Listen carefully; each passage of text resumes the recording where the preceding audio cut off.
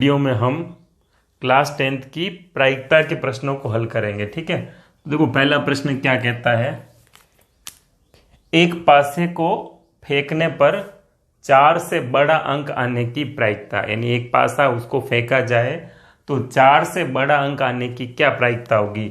तो सबसे पहले प्रायिकता में आपको एस का मान निकालना पड़ता है। एस का मतलब होता है बेटा प्रतिदर्श समष्टि, यानी फेंकने पर जो कुल संभावनाएं होगी उसको अपन बोलेंगे एस का मान। ठीक है बेटा, तो एस का मान हो जाएगा अपने पास पासे को फेंकने पर कौन कौन सी संख्याएं आती है, 1 2 3 4 5 और 6, यानी पासे को फेंकने पर ये संख्याएं आती है 1 2 3 4 5 और 6, यानी कुल संभावनाएं हो गई।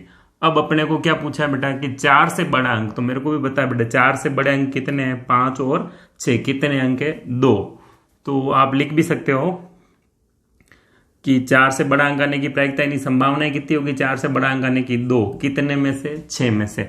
तो प्रायिकता का सूत्र लिख लीजिए बेटा, अनुकूल परिणाम बटा कुल परिणाम। तो अनुकूल यानी जिसकी प्रायिकता आपको ज्ञात करनी उसके अनुकूल क्या है, तो 4 से बड़ा अंक, तो उसके अनुकूल कितने अंक है अपने पास 2, और कुल संभावनाएं कितनी है 6। तो 4 से बड़ा अंक आने की प्रायिकता क्या होगी बेटा, 4 से बड़ा अंक आने की प्रायिकता, 4 से बड़ा अंक आने की प्रायिकता क्या होगी। प्रायिकता को कैसे लिखते हैं बेटा, पीई से, है ना, प्रोबेबिलिटी ऑफ ई, यानी किसी घटना की प्रायिकता। ई का मतलब होता है इवेंट, हिंदी में बोलते हैं उसको घटना, और पी का मतलब होता है बेटा प्रोबेबिलिटी, है ना, हिंदी में बोलते हैं प्रायिकता। तो किसी घटना की प्रायिकता, घटना कौन सी अपने पास 4 से बड़ा अंक, इसका सूत्र होता है अनुकूल परिणाम बटा कुल परिणाम। तो अनुकूल परिणाम कितने बेटा, 4 से बड़े कितने अंक है 2, और कुल परिणाम कितने बेटा 6, 2 में 6 का भाग लगा दो 1/3। तो 4 से बड़ा अंक आने की प्रायिकता 1/3 हो गई। क्वेश्चन नंबर 2 देखो क्या लिखा हुआ है।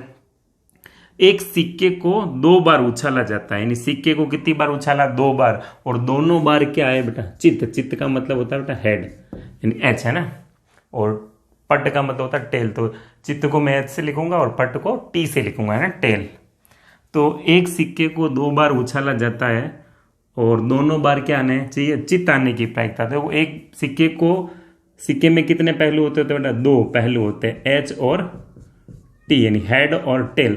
अगर सिक्के को एक बार उछालू तो कितनी संभावनाएं होगी, 2, या तो हेड आएगा या टेल आएगा। जैसे ही 2 बार उछालू मतलब एक सिक्के को 2 बार उछाला, 2 का स्क्वायर यानी कितना 4, यानी कुल संभावनाएं कितनी होगी 4। तो एस का क्या मान होगा बेटा, तो संभावनाएं 4 होगी। तो 4 कैसे लिखनी है वो मैं आपको समझा दूंगा, एक बार मैं लिख देता हूं। या तो दोनों बार हेड होगा, या पहला हेड होगा तो दूसरा टेल होगा, पहला टेल होगा तो दूसरा हेड होगा, या फिर दोनों ही क्या होंगे टेल। ये कैसे बनाते हैं ये मैं आपको यहाँ बताता हूँ, कैसे आएगा कि सर आपको तो याद है आपने लिख दिया, हम कैसे बनाएंगे।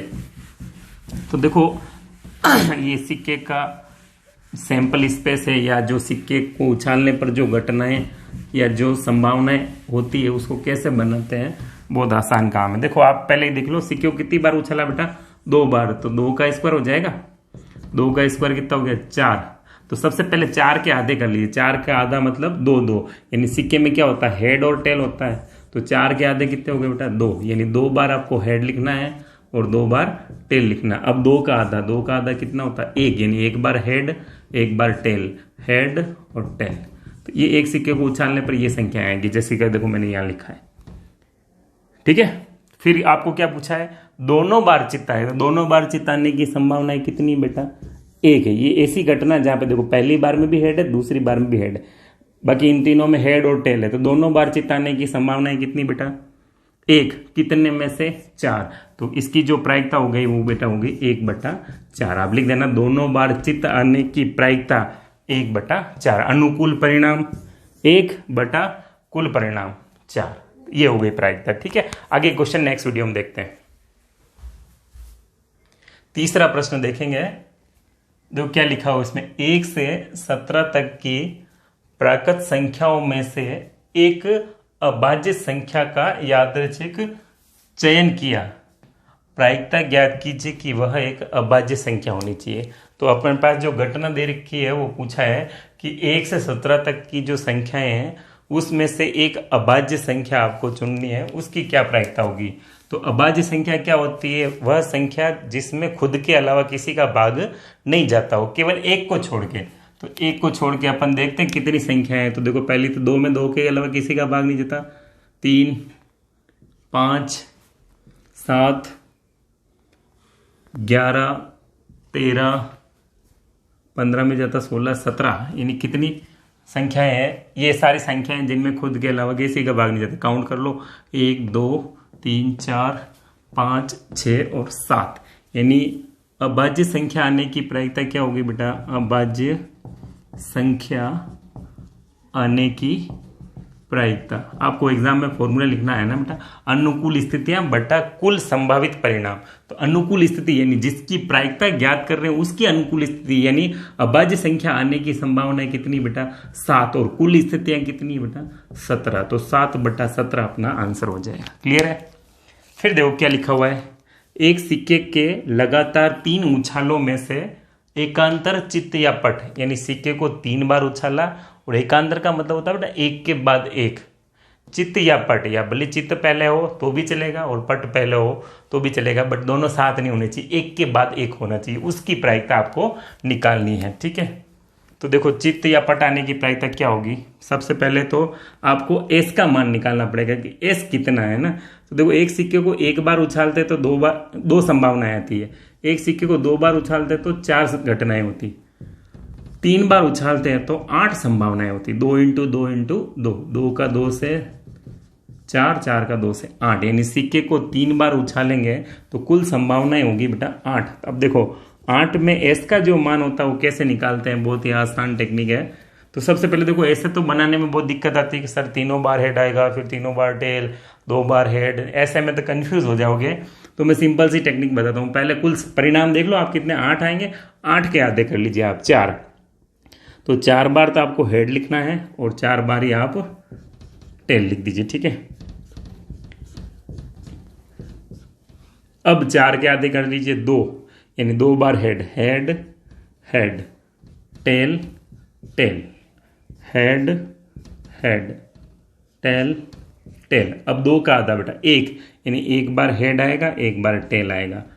Head tail, head tail, head tail. ठीक है, ये कुल मिला के अपने पास एक सिक्के को 3 बार उछालने पर 8 परिणाम इस प्रकार से होंगे। अब आपको क्या पूछा है बेटा? एकांतर चित्त या पट, यानी एक के बाद एक। तो अपन यहाँ पे चेक करेंगे बेटा। यहाँ तो देखो तीनों साथ में है, यहाँ 2 साथ में।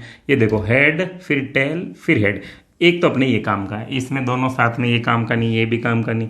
ये देखो टेल, हेड, टेल, ये भी काम करनी, ये भी काम नहीं करनी। तो अपने पास कुल संभावनाएं कितनी होगी बेटा? 2, है ना। ये दोनों अपने काम के। देखो एकांतर क्रम में पूछा ही नहीं, यानी पहले चित्त होगा तो भी चलेगा, पट होगा तब भी चलेगा। तो कितनी संभावना है अपने पास? 2 संभावनाएं है ना। तो चित्त या पट आने की प्रायिकता है ना। मेरे पास थोड़ा स्पेस कम रहता है तो मैं लिख दूं या फिर भी लिख देता हूं आपके लिए। तो क्या लिखूं बेटा? चित्त या पट आने की प्रायिकता।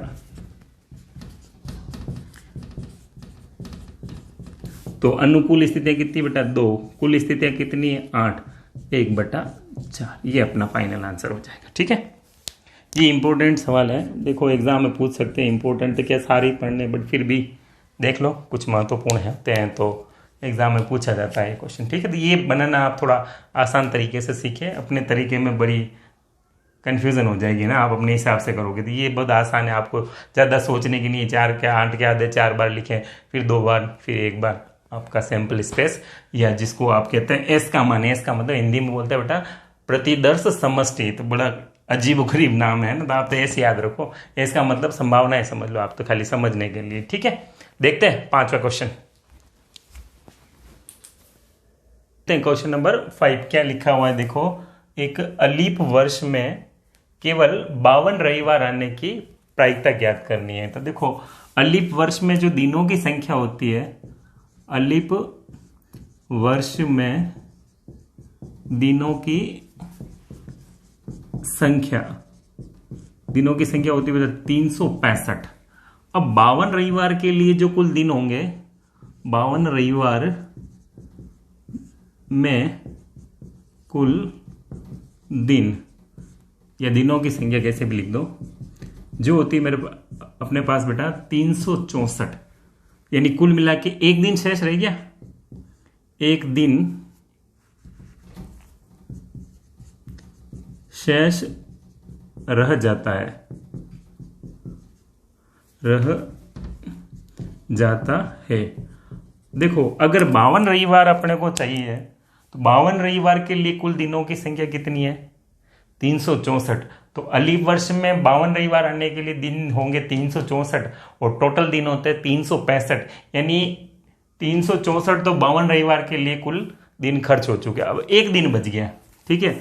अगर ये दिन, ये एक जो दिन है अगर वो रविवार हो गया तो कुल रविवार कितने हो जाएंगे अपने पास, 52 तो पहले से है और एक रविवार और आ जाएगा, यानी कुल मिला के संडे कितने हो गए, 53। अगर ये रविवार यानी ये एक दिन जो बचता है ये रविवार नहीं होना चाहिए। अगर ये रविवार नहीं होगा तो कुल जो रविवार होंगे वो कितने होंगे बेटा, 52। बात को बस ये समझना है। तो ये एक दिन क्या हो सकता है, एक दिन सोमवार, मंगलवार, बुधवार, गुरुवार, शुक्रवार, शनिवार और रविवार, इनमें से कुछ भी हो सकता है, ठीक है। तो 1 2 3 4 5 6 7 यानी कुल संभावनाएं अपने पास कितनी हो गई, 7। अब उसमें से ये एक दिन रविवार नहीं होना चाहिए, तो रविवार नहीं होगा तो उनमें से जो दिन होंगे वो कितने होंगे, इन 6 में से कोई भी एक हो सकता है।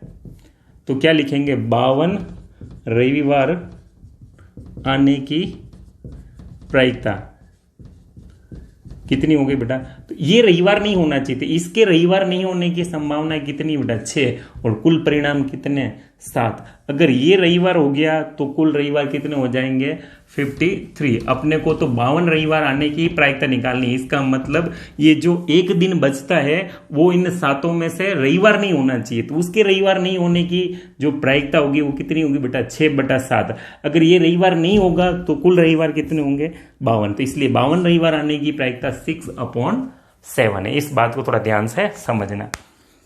देखते हैं क्वेश्चन नंबर 6 क्या कहता है। यदि कोई घटना PA यानी ए कोई घटना है जिसकी प्रायिकता दे रखी 0.65, तो ए नहीं की प्रायिकता, तो ए मतलब ए घटना नहीं घटित होने की, तो उसको कैसे लिखते हैं बेटा, ए बार से लिख सकते हैं या फिर अपन क्या लिख सकते हैं, ए नहीं। तो ए नहीं की क्या होगा, 1 - PA, यानी कोई घटना घटित होती है और उसके घटित नहीं होने की प्रायिकता निकालनी होती तो उसको 1 में से माइनस कर दीजिए। तो 1 में से माइनस करेंगे तो क्या आएगा, देखो बेटा 1 पॉइंट होने की प्रायिकता कितनी बेटा, 0.65। इसमें से इसको माइनस करेंगे तो 0.35 हो जाएगा, ठीक है। तो कुल मिला के एक घटना के घटित नहीं होने की प्रायिकता 0.35, ठीक है। ऐड करके लिए देख लीजिए, 5 और 5 10, कैरी 1 हो जाएगा, 9 और 1 10 हो गया है ना, कुल मिला के 10। तो 10 के बाद पॉइंट लग रहा है तो कुल मिला के 1, यानी सभी जो घटनाएं होती कुल प्रायिकताओं का योग 1 होता है। ये प्रश्न भी पूछा जाता है कि किसी घटना की समस्त घटनाओं का योग या किसी घटना के घटित होने की सभी प्रायिकताओं का योग वो कितना होता है बेटा, 1 होता है, ठीक है। इसका आप विशेष ध्यान रखें। ये क्वेश्चन नंबर 5 और 6, ठीक है। देखते हैं 7। ये तो आपके पास फॉर्मूला है बेटा, ए नहीं की प्रायिकता क्या होती है, 1 में से माइनस कर दीजिए, ए नहीं की प्रायिकता आ जाएगी। ओके, देखते हैं क्वेश्चन नंबर 5 6 हो गया, 7 देखते हैं।